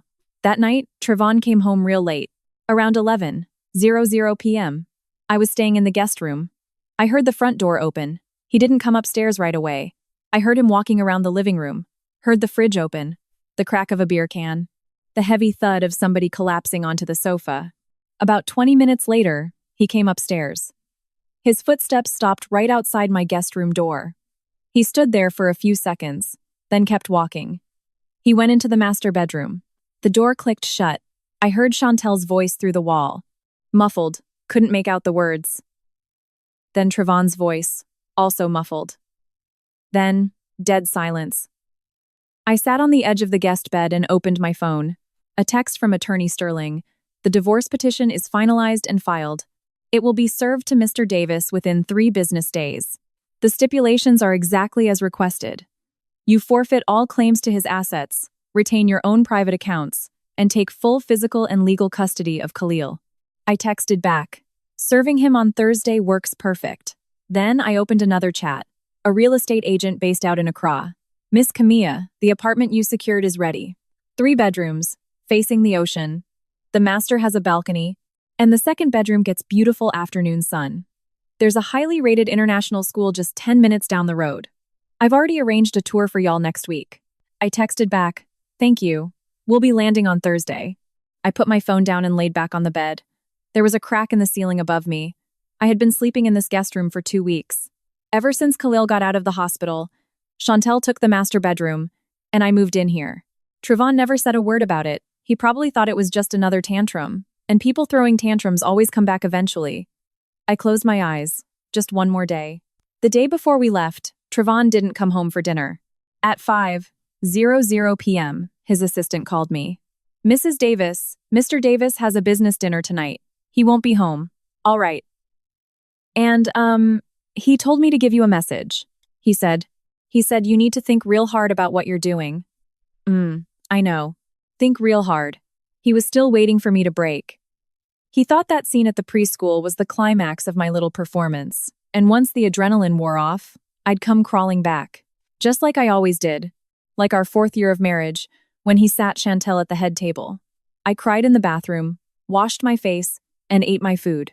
He bought me a necklace, and I said thank you. Every time he gave me an out, I took it. He thought this time was exactly the same. He didn't know our flight was at 7:00 a.m. tomorrow morning. I hung up the phone and did one last sweep of the room. 2 suitcases, one big, one small. The big one had Khalil's clothes, his books, and his pop-up tent. The small one had my lockbox tucked at the very bottom, buried under Khalil's winter coats. Our passports, visas, and school acceptance letters were secured in a folder in my purse. The flight tickets were on my phone, backed up to my email. Attorney Sterling had a copy of every legal document. Once those papers got served to Trevon, Khalil and I would already be walking off a plane in West Africa. I sat on the edge of the bed, my hand resting on the zipper of my suitcase. I didn't forget a single thing. Khalil was in his room. I had already given him a bath, wrapping his cast in plastic bags and tape so it wouldn't get wet. He was in his fresh pajamas. I read him a story, and he drifted right off to sleep. He had been sleeping so good these last few nights. Once he knew we were actually leaving, a quiet peace settled over him. He stopped asking when, he stopped asking where. He just did his workbooks, read his stories, and occasionally asked me if the new bed was going to be soft. He was excited. A 5-year-old boy, waiting with the quietest kind of joy for a brand new life that didn't have Trevon in it. I stared at that suitcase until my eyes blurred. Then I got up and walked over to Khalil's room. The door was cracked open. The nightlight from the hallway spilled across his face. He was sleeping on his side, his left arm tucked under his pillow. That massive cast made a big lump under the blankets, the metal pins catching the dim light. I crouched down next to the bed and looked at that cast, from his knee all the way down to his toes. The white plaster was covered in scribbles. Green and blue marker lines he had drawn himself. He told me it was grass and the sky. "Mama, when my leg gets better, I'm gonna run so fast in the grass." I traced my finger over those marker lines. Suddenly, my throat closed up. It didn't happen slowly. It hit me like a ton of bricks. A wave of pure, unfiltered grief shot up from my stomach and lodged right in my windpipe. I couldn't swallow it down, and I couldn't spit it out. I stood up, walked out of his room, and softly pulled the door shut. I went back to the guest room, locked the door, and my legs just gave out. I'm not exaggerating. My knees buckled, and I slid right down the wooden door until I hit the floor. The tears started falling, and they wouldn't stop. But I didn't make a sound. I swear to God, I didn't make a single sound. I shoved the back of my right hand into my mouth and bit down hard. I bit down until I tasted copper. The tears streamed down my face, dripping off my chin, soaking the collar of my shirt. 1 drop, 2 drops. The fabric was drenched in seconds. I bit my hand because I was terrified of making noise. Khalil was right next door. Chantel and Nyla were sleeping in my master bedroom downstairs. The walls in this expensive house were thin. I had to choke every sob back down into my chest. But my body was betraying me. My shoulders were shaking violently. First a tremor, then full-body convulsions, like I had been standing out in the freezing cold for hours. Acid surged up my throat. I swallowed hard. I gagged, my stomach contracting so violently my ribs ached. My back flared up with sharp, shooting pain from where the luggage rack had hit me on the bus. I curled up into a ball on that hardwood floor, burying my face in my knees, dry heaving until my lungs burned. 6 years. I spent 6 years turning myself into a ghost in my own house. What did the name Camilla even mean in this place? It meant a hot plate of smothered chicken and greens on the table every night at 7. It meant perfectly ironed shirts hanging in the closet. It meant the woman sitting in the back row at every PTA meeting. It meant the shadow standing outside the home office door at midnight, too scared to knock. Nobody called me by my name. His assistant called me Mrs. Davis. His boys didn't even know I existed. His high school sweetheart walked into my house and called me Camilla, like we were old friends. And him? Camilla. Always my full name. Not babe, not honey, not nothing with any warmth to it. He said my name like he was checking attendance, like a boss scolding a low-level employee. For 6 years, I heard it constantly. Camilla, why didn't you turn the lights off? Camilla, can you stop calling me while I'm at work? Camilla, look how spoiled you're making Khalil. Camilla, where the hell are you going to go without me? He said it all so casually, probably forgetting the words the second they left his mouth. But I remembered. I remembered every single one, just like those navy blue threads buried deep under Khalil's fingernails. You can pick the threads out, but the bruises stay behind. I don't know how long I sat crumpled on that floor. The dry heaving stopped. The tears finally dried up. Not because I wasn't sad anymore, but because crying takes energy and I was completely drained. There was a ring of deep teeth marks on the back of my hand, a little bit of blood welling up in the center. I dropped my hand and stared at it. Then, I forced myself to stand up. My legs were shaking so bad I had to hold onto the doorframe to keep from falling. I went to the bathroom and splashed freezing cold water on my face. My eyes burned, but I blinked hard and pushed it down. I dried my face, went back into the guest room, and checked my phone. Attorney Sterling. The divorce papers are filed. They will be served in exactly 3 days. Do you have everything you need for the flight? I replied. Leaving first thing in the morning, I put my phone down and walked over to the closet. It was completely empty. Everything I owned was already in that suitcase. Except for one thing hanging all the way in the back, a simple white silk slip dress. It was the dress I wore the day we got married. We didn't have no big wedding. We just went down to the courthouse and signed the papers. I wore that white dress, and he wore a dark blue button-down. When we walked out the courthouse doors, his phone rang. He took the call, hung up, and looked at me. I gotta get back to the office. There's an emergency. Just take an Uber home. That was the very last thing he said to me on our wedding day. I kept that dress for 6 years. Every summer, I'd take it out, get it dry cleaned, and hang it right back up. It didn't even fit me no more. My hips got wider after I had Khalil, but I kept it anyway. After tonight, I didn't need to keep it. I took the dress off the hanger, folded it up nice and neat, and set it on the top shelf of the closet. A parting gift for this house. I shut the closet doors, sat back on the bed, and checked the time. 1:15 a.m. Less than 6 hours until our flight. I did one last thing. I slid the gold wedding band off my left ring finger. I hadn't taken it off in 6 years. There was a pale, indented ring of skin left behind. The ring wasn't expensive. He bought it at a mall kiosk on a whim. Told me, just wear this for now. I'll upgrade you later. 6 years. He never upgraded it. I held that cheap little ring in the palm of my hand. It was so light, it barely felt like anything at all. I walked downstairs in the dark. Right by the front door, there was a little decorative tray where we kept our keys. I walked right past the tray and dropped that gold ring straight into the garbage can sitting next to the shoe rack. It landed with a faint clink. Right on top of a used tissue, a pink hair tie that belonged to Nyla, and a plastic bottle cap. The tissue folded over and covered half the ring. I didn't even stop to look at it. I turned around and walked back upstairs. At 4:30 a.m., my alarm went off. I was already awake. Truth is, I hadn't slept a wink. I washed my face, changed into my travel clothes, and rolled my suitcase out into the hall. Then I went to wake Khalil. He was already sitting up in bed, fully dressed in the clothes I laid out for him. That light blue Target hoodie with the bunny ears. His pop-up tent was folded neatly next to him. You ready, baby? He nodded. I helped him get his jacket zipped up and lifted him into his wheelchair. I propped his cast up, adjusted his pillows, and handed him his folded tent. He held it in his lap like it was a shield. Anything else you want to bring, Khalil? He thought about it. The Little Prince Times was sitting on his nightstand. I grabbed it and stuffed it into his backpack. Anything else? He looked around his room. That little piano was still sitting in the corner, gathering dust. Nobody had touched it since he gave up his lessons to Nyla. Khalil stared at it for 2 seconds. No, Mama. I wheeled him out of the room. The hallway was pitch black. All the doors were shut tight. The master bedroom was dead silent. Chantel and Nyla were sound asleep in my bed. The sunroom door was cracked just a bit, showing off those bright pink curtains and colorful wall decals. Khalil's old playroom. I pushed Khalil right past it. He didn't even turn his head to look. Downstairs, I didn't turn on a single light. I slipped my shoes on in the dark. Khalil only had one shoe on. The cast was too big for the other one.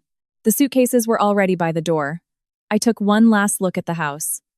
In the pitch black, you couldn't see much of anything. Just the digital clock on the microwave flashing 4:52 a.m. The garbage can was right there to my right. The ring was still at the bottom of it. I didn't give it a second glance. I opened the front door. The morning air was crisp and cool. The sky was still black. The Uber XL was already waiting in the driveway. The driver got out and helped me load the bags.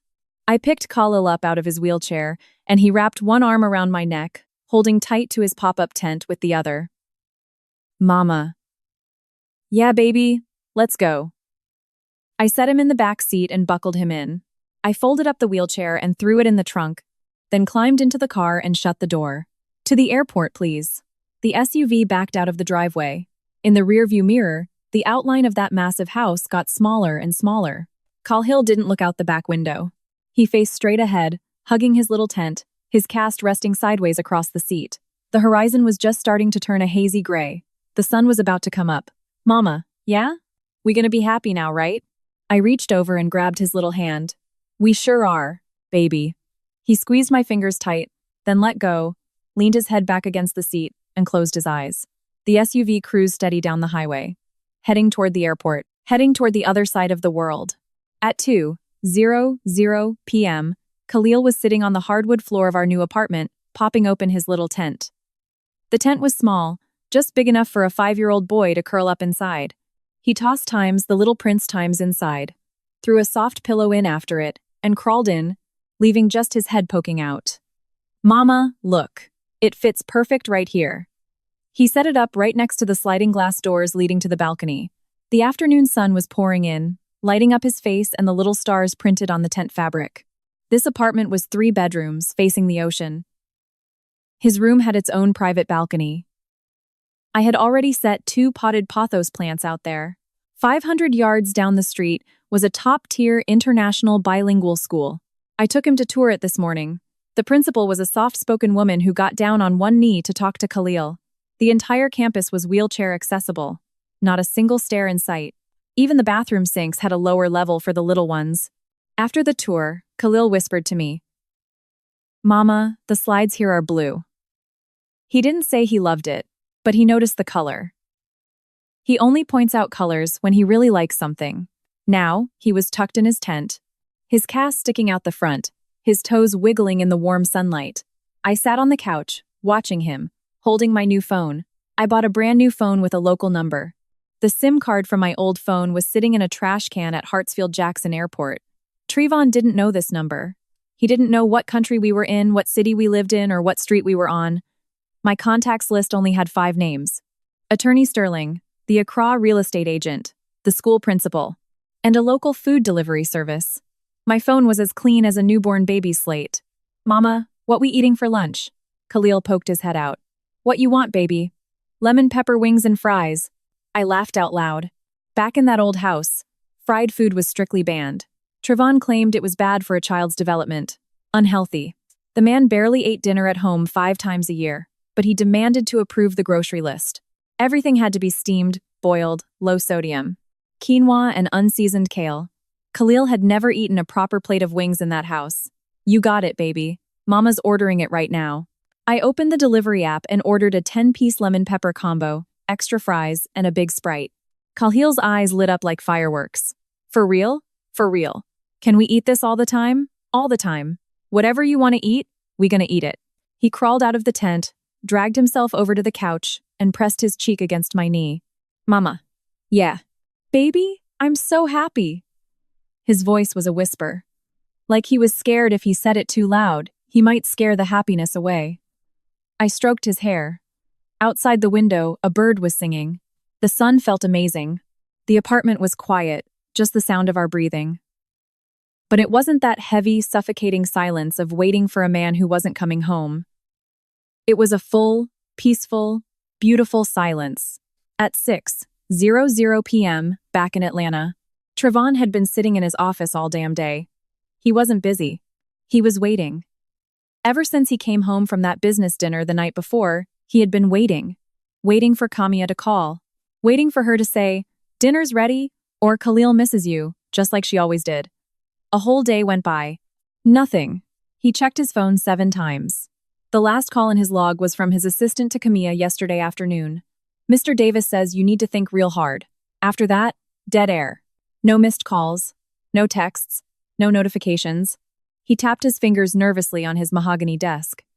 The last time this happened was the night after the preschool incident. He had waited up all night then too, and she never reached out. But the next day, when he went home, she was there. She was always there.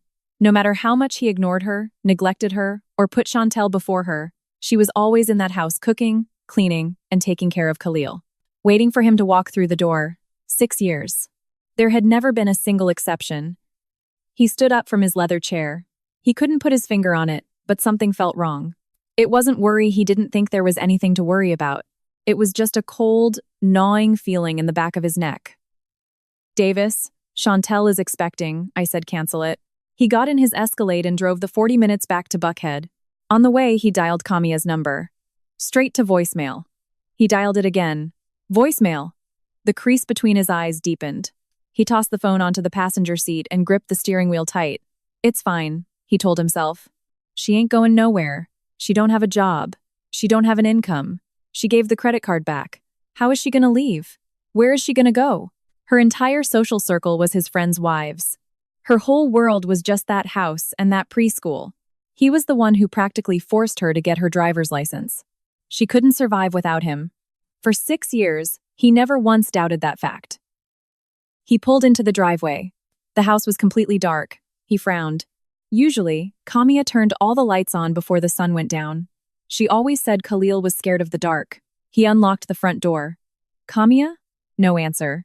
He reached for the light switch and flicked it on. The entryway lit up. The decorative key tray was sitting on the table. 2 sets of keys, his and hers.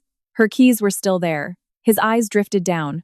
Right next to the tray was the small garbage can. Inside was a crumpled tissue, a pink hair tie, a plastic bottle cap, and a gold ring. His hand froze on the light switch. He stopped breathing. He recognized that ring. He bought it at a mall kiosk 6 years ago. Just a cheap gold band with no diamonds. He told her to just wear it for now.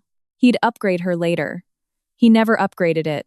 Now, it was sitting at the bottom of a trash can, half buried under a snotty tissue. He bent down and picked the ring out of the trash. The metal was ice cold against his fingers. He stood there staring at it for a long time. Then, he started walking. He didn't turn on the living room lights. He walked straight up the stairs, 2nd floor. Khalil's bedroom door was wide open. He stood in the doorway. The little piano was still in the corner, covered in a thin layer of dust. The bed was perfectly made. The closet doors were cracked open. He walked over and pulled the closet open. It was completely empty. Khalil's hoodies, his t-shirts, his sweatpants, that little bunny ear jacket he loved so much, all of it was gone. The pencil box was still on the desk. Pencils, erasers, safety scissors. But the drawers were empty. Not a single drawing left behind. He spun around, scanning the room, the little pop-up tent. The cheap, $15 swap meet tent he had never paid attention to. It was gone. His breathing started getting fast. He stumbled out of Khalil's room and threw open the door to the guest room. The closet door was shut. He ripped it open. Empty. Except for one single white silk dress hanging all the way in the back. He recognized that dress. It was the dress she wore the day they went to the courthouse. The only thing she left behind. Her clothes were gone. Her shoes were gone. He ran into the bathroom, her toothbrush, her cup, her towels, all gone. Even that specific lotion she always kept on the left side of the sink was gone. He walked into the master bedroom. Chantel's expensive makeup was scattered all over the vanity. Nyla's stuffed animals were piled on the bed. He walked down the hall to the sunroom. Nyla's pink curtains. Bright wall decals. Khalil's old art supplies. Everything else in the house was exactly the same. Only Kamia and Khalil had been erased. Scrubbed clean, like they had never lived there at all. He stood dead in the center of the 2nd floor hallway. To his left, Khalil's empty room. To his right, the guest room with nothing but a white dress. He pulled his phone out of his pocket. His hands were shaking so bad he could barely punch in Kamia's number.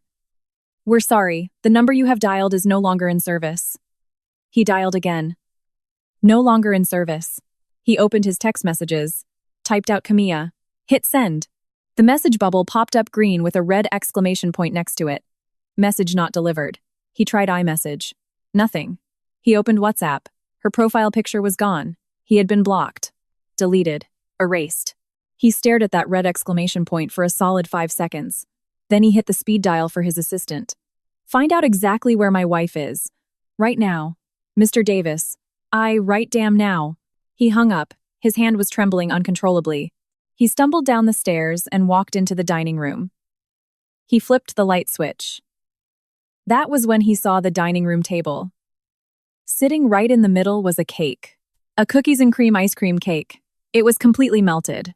The frosting had collapsed in on itself, dripping down the sides, soaking into the cardboard base, and pooling onto the mahogany table. The ice cream was nothing but a puddle of white and brown sludge. The chocolate writing on top was warped and distorted, but he could still read it.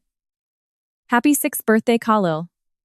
He froze, his entire body locking up. Khalil's birthday. Today? No. Yesterday.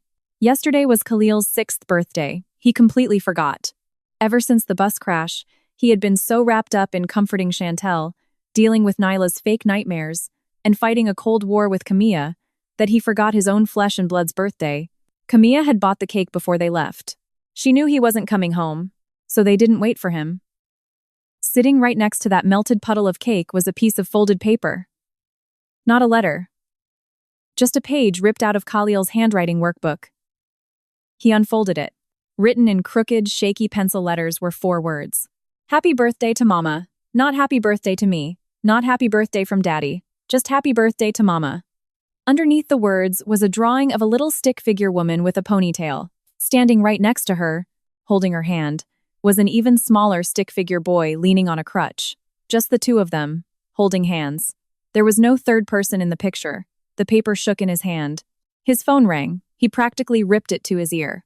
Mr. Davis, his assistant stammered. I checked the Uber logs linked to the house account.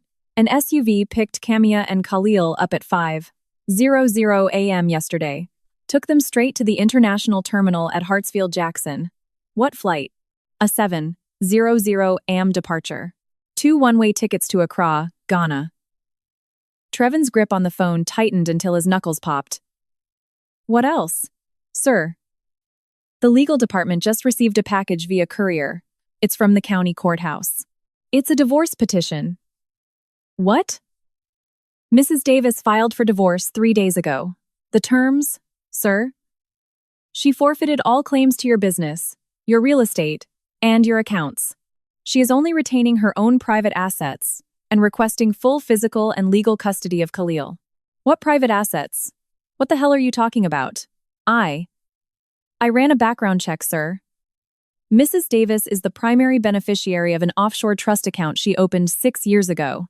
The current balance is roughly $2.5 million. She also signed a lease for a luxury beachfront apartment in Accra, paid in full for the year. Khalil's visa and passport were expedited 2 weeks ago, and he's already enrolled in an elite international school down there. A choked, guttural sound clawed its way out of Trevin's throat. It wasn't a word. It was the desperate, rattling gasp of a man who just had the wind knocked out of his lungs permanently. Mr. Davis? Are you okay, sir? He didn't answer. $2.5 million. 6 years. He gave her $8,000 a month to run the house. He thought that was her entire universe. He thought without him, she was nothing but a helpless housewife. He had no idea she had been saving and investing since year 1. He didn't even know she had a second phone number or a hidden bank account. She had spent 6 entire years playing the role of the dependent, submissive wife, all while quietly building an empire of her own. Nah, she probably didn't start planning this 6 years ago. It probably started that winter. The winter she had a 103-degree fever, and he told her to call an Uber because he was too busy at a damn art gallery opening with Chantel. He stood alone in the dining room, the melted cake, the empty closets, the cheap gold ring in the trash, the crooked pencil drawing. Happy birthday to Mama. He pulled up his phone and dialed her number one last time. The number you have dialed is no longer in service. He threw the phone as hard as he could against the hardwood floor. The screen shattered into a spiderweb of cracked glass.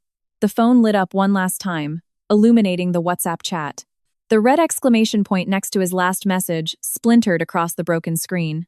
He dropped to his knees, literally fell to the floor, right in the hallway between the entryway and the dining room. To his left was the trash can with the wedding ring.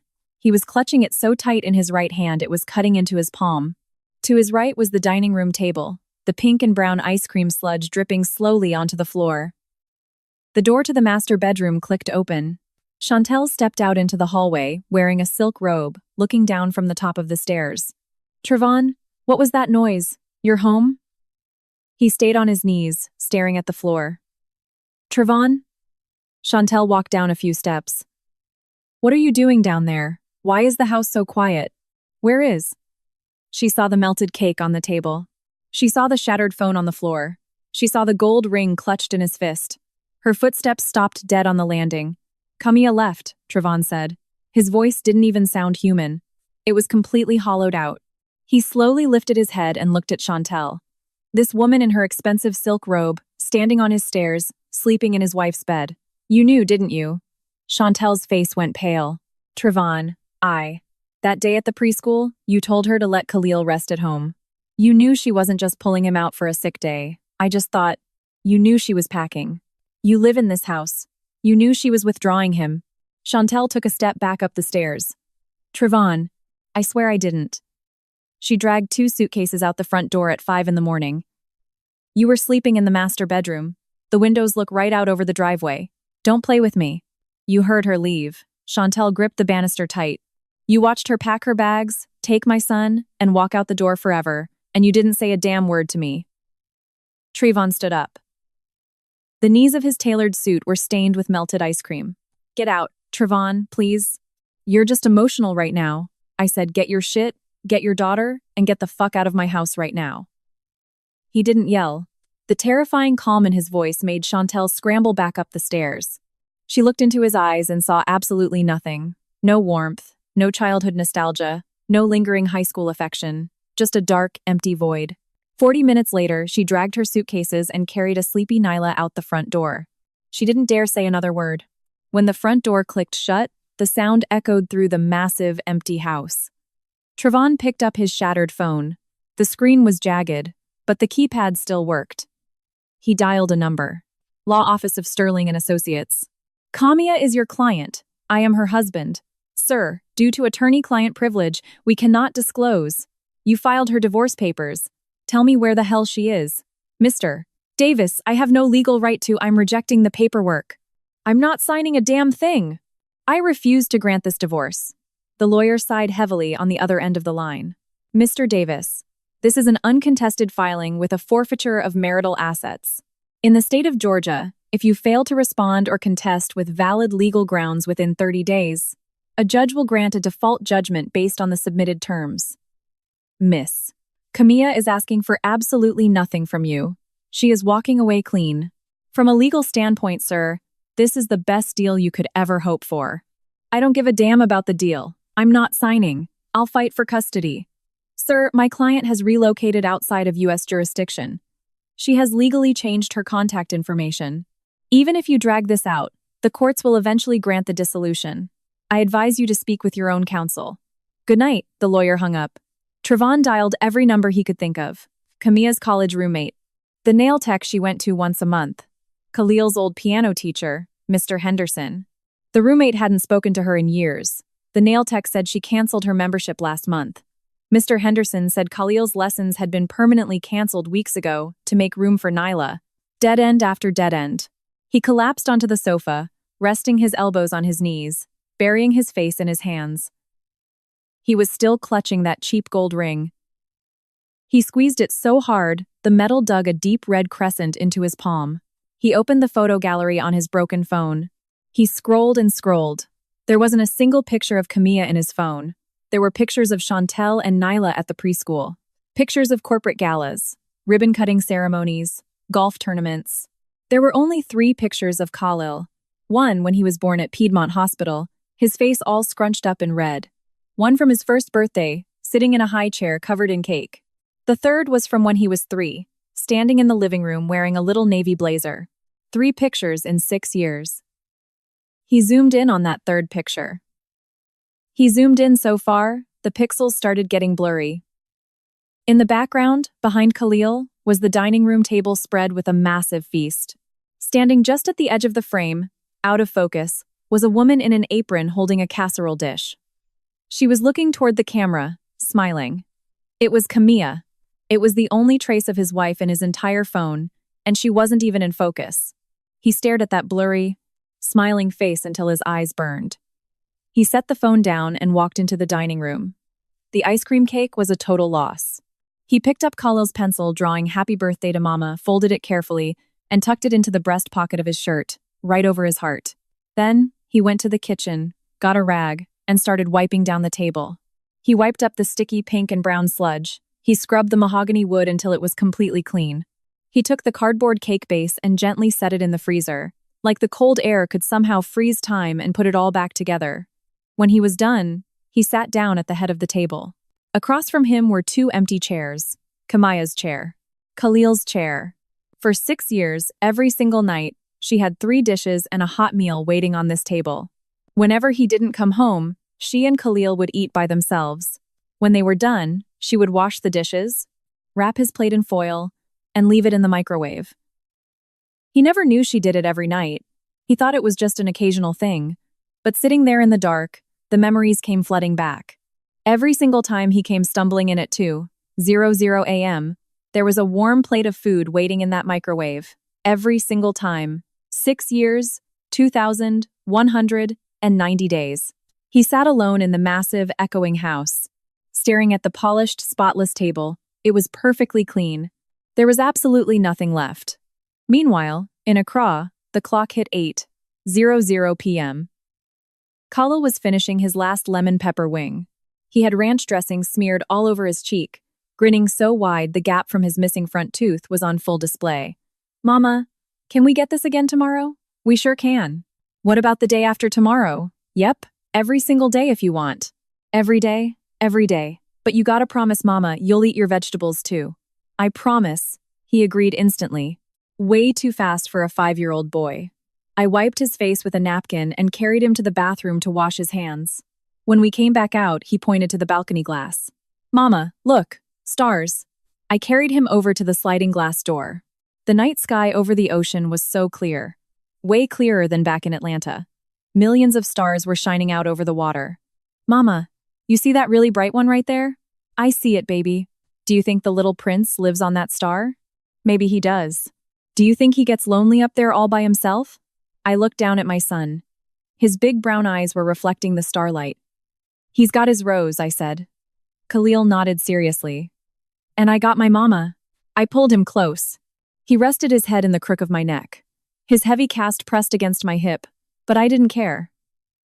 Mama. Yeah, baby. We ain't never going back, right? Never going back. Never ever? His body went completely limp against mine. The very last ounce of tension drained out of his little muscles. He let out a deep, long breath. Good. The stars were shining bright outside. The lamps were glowing warm inside. The empty takeout boxes were sitting on the coffee table. The little pop-up tent was pitched perfect in the corner. The little Prince Times was waiting inside. The pothos plants on the balcony swayed gently in the ocean breeze. I stood there, holding my son in a brand new home that belonged to just the two of us. I didn't have to wait for nobody to come home. I didn't have to leave the porch light on. I didn't have to wrap a plate of food in foil and stick it in the microwave, wondering if it was ever going to get eaten. Khalil closed his eyes and drifted off to sleep right there in my arms. His breathing was slow, deep, and peaceful. I carried him to his room and laid him in his new bed. I pulled the comforter up, adjusted the pillow under his cast, and turned off the overhead light. I left a small nightlight plugged into the wall. It gave off a soft, glowing blue light. He said he wanted blue curtains. First thing tomorrow morning, we were going shopping.